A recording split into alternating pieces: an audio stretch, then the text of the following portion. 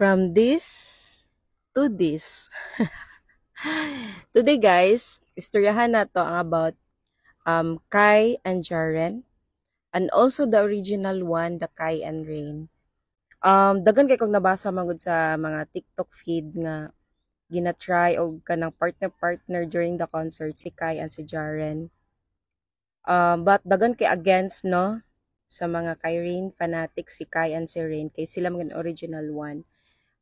Let's normalize nga artista magud sila. So si Kai and si Jaren kailangan nila mag-act as tagapakilig sa tanan kay mo may siguro requested of some audience. Ang nakalahinan manggod aning duha guys, sa first kang Kai og si Jaren nakalahian nila. Ang differences nila is I see something dili ka siya true in the public, 'di ba? If you are kanang ga-watch kag PBB before live every day, makit-an gid nimo kung kinsay pinaka-closest ni Kai. And si Rain na to ang pinaka-close ni Kai. Makit-an nimo ang genuine nga ma-actions nila. Nga murag makit-an gid nimo ni sila oy BFF pero murag gid sila couple.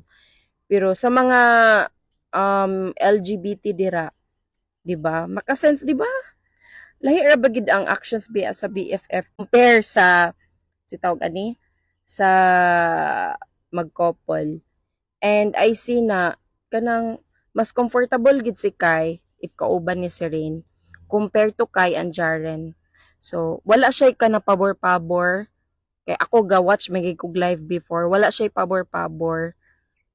Pero sorry guys, mas pabor gid ko kang kay Kai and Rain, no? Kay makit-an magud nimo ang tinud anay nga actions nga dili lang bitaw because of the social media, because of the publicity ana, kundi makit-an nimo ang closest nila together nga murag naagid sila feelings together, magina nang aways ba.